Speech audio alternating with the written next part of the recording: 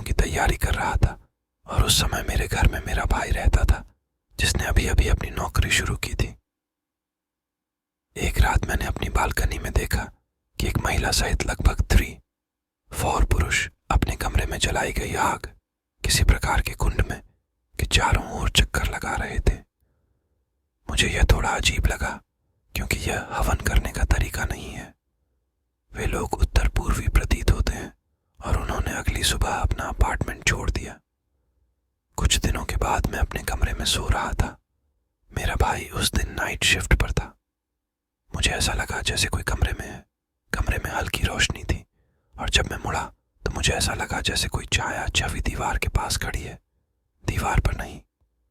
मैं डर गया और अपनी पूरी हिम्मत लगाकर पीछे मुड़कर देखा तो वह शांत था वहां। मैं बहुत डर गया और मैंने उधर मुड़कर नहीं देखा और कुछ देर बाद सो गया। मैंने यह सब अपने मन में सोचकर नजरअंदाज कर दिया। 1-2 महीने बाद हमने वह कमरा छोड़ दिया। एक दिन मैं और मेरा भाई बातचीत कर रहे थे और मैंने उसे अपने अनुभव के बारे में बताया। वह चुप बैठ गया और पूछा कि मैंने उस छाया को किस कमरे में देखा। मैंने उसे बताया कि यह बालकनी के पास का कमरा था। दूसरे कमरे में मेरे पास कुछ भगवान की तस्वीरें और एक छोटा मंदिर है। उन्होंने कहा कि उन्होंने उस कमरे में कुछ परछाई भी देखी, लेकिन उन्हें लगा कि ऐसी चीजों के अस्तित्व के बारे में सोचना भी बेवकूफी है।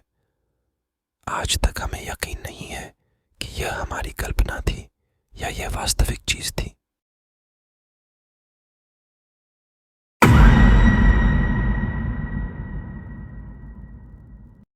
मेरे पड़ोस में एक परिवार था। वे बहुत धार्मिक नहीं थे। परिवार में 4 बेटियां थीं। सबसे बड़ी का नाम रखा गया था। हम उसे जानू कह सकते हैं। वह भूत प्रेत आदि में बहुत रुचि रखती थी, इसलिए वह भूतों की कहानियां सुनाकर हम सभी को डराती थी और हमें बताती थी कि वह भूतों से बात कर सकती है। हमने सोचा कि वह सिर्फ मजाक कर रही थी। बाद में कुछ दिन बाद वह बूढ़े आदमी की तरह अजीब अजीब बातें करने लगी। फिर उन्होंने उसे घर में देखा और वे पूजा करने लगे, लेकिन वह अभी भी वैसा ही व्यवहार कर रही थी। इसलिए उन्होंने एक ऊंचा को खरीद लिया। हमें उसके घर जाने से रोक दिया गया। हमने कहानियां सुनी कि कैसे घर से चीजें गिर रही थीं और वह उड़ रही थी।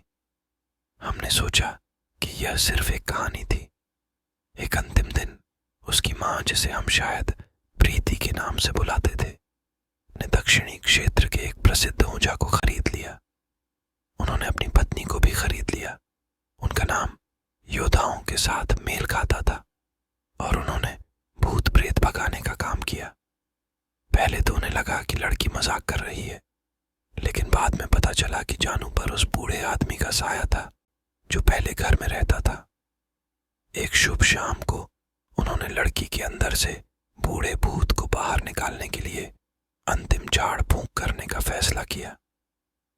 उन्होंने भूत प्रेत भगाने का काम किया, लेकिन उन्हें यह जानकर आश्चर्य हुआ कि बूढ़े भूत को एक राक्षस या शैतान द्वारा नियंत्रित किया गया था, जैसा कि हम उसे कहते हैं। उस दिन भारी बारिश हो रही थी। जिस दिन शैतान और बूढ़ा भूत वहां से निकले, बहुत तेज गड़गड़ाहट हुई और सड़क के अंत में एक पेड़ पर बिजली गिरी। मुझे अभी भी पेड़ का चलना याद है। यादें अभी भी मेरे मस्तिष्क में अंकित हैं, लेकिन मुझे अभी भी नहीं पता था कि इस पर विश्वास करूं या नहीं।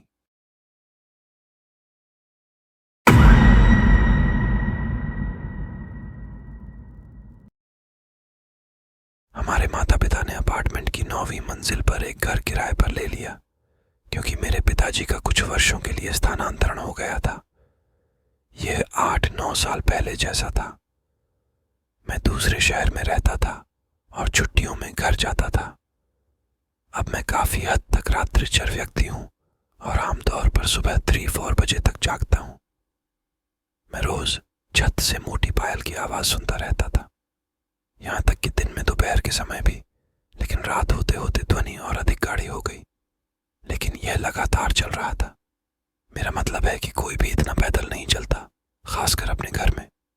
मैंने यह मानकर इस पर ज्यादा ध्यान नहीं दिया कि यह अभी भी कोई लड़की है जो पूरे समय चलती रहती है। इसलिए एक दिन मैंने अपनी माँ से यूं ही पूछ लिया कि आखिर यह सब क्या है।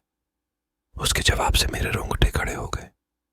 जाहिर तौर पर हमारे पड़ोसियों की युवा बेटी की मृत्यु हो गई जब वे वहां रहते थे, और वह अपना सारा जीवन इन्हीं अपार्टमेंटों में पली बढ़ी।